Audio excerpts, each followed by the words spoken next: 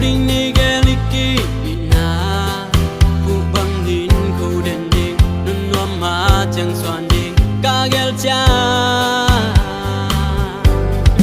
one more time don bang ki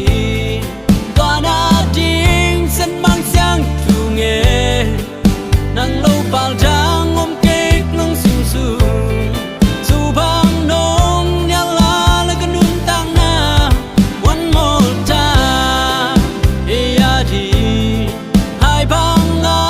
kum kwa bang ha so so cha no lum bang song nên ko a di a ton tung ít na kip sak ni one more time.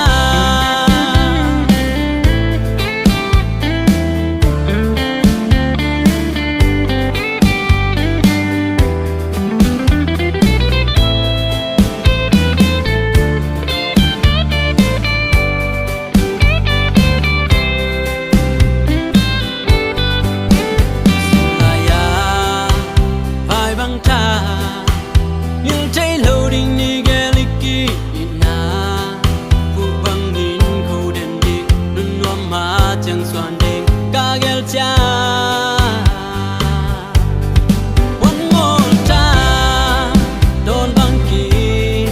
toa na ding sen mang sang chu nghe nang lâu bao trang ôm kek lung sim sum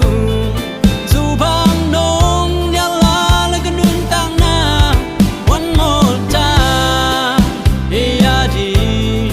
hai bang a kum kwa bang ha so so cha no lum bang song nên ko a di a ton tung ít na kip sak ni one more time. Pu bang ko ding ni gel na gi bang ken lo to tu jam pe loading ni gel na gi bang ken lo bai bang bo sun bang toa tui bang gom na di one more time don bang ki toa na ding sen mang sang tu nghe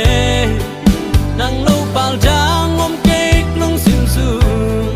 su bang nong nya la la ka nun tang na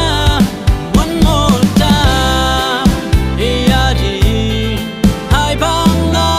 kum kwa bang ha so so cha no lum